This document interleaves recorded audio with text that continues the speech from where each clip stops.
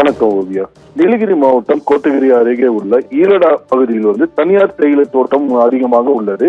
இந்த தனியார் தேயிலை தோட்டத்தில் பார்த்தோம்னாக்க வேலை செய்யக்கூடிய ஊழியர்களுக்கு அங்கு உள்ள உணவு அறை, அதாவது அங்க சாப்பிடக்கூடிய அறையில் அவர் ஒரு ஊழியர் சாப்பிட்டு கொண்டிருந்தார். அப்பொழுது பார்த்தோம்னாக்க அந்த பகுதிக்குள் வந்த சிறுத்தை அந்த பகுதியில் உள்ள வளர்ப்பு பூனையை கண்டுள்ளது. இந்த பூனையை எப்படியாவது பிடிக்க வேண்டும் என்று அந்த உணவு விடுதிக்குள் உள்ள அந்த பூனையை பிடிக்க முயற்சி செய்தது. அப்பொழுது பார்த்தோம்னாக்க அந்த பகுதியிலே அவர் உணவு உண்டு கொண்டிருந்தால் அப்பொழுது பார்த்தோம்னா அந்த சிறுத்தை பார்த்தவுடன் அந்த ஊழியர் மற்ற பகுதிக்கு ஓடி உள்ளார். மேலும் பார்த்தோம்னாக்கா அந்த பூனையும் அந்த பகுதியிலிருந்து வெளியே ஓடி வந்தது.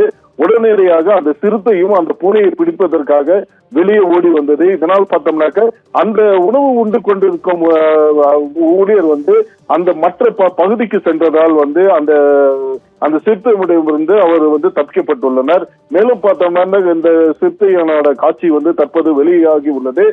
அந்த பகுதியில் உள்ள மக்கள் உடனடியாக வனத்துறையினருக்கு இந்த சிறுத்தைக்கு கூண்டு வைத்து பிடிக்க வேண்டும் என்றும் ஒரு வேண்டுகோள் விடுத்துள்ளனர்.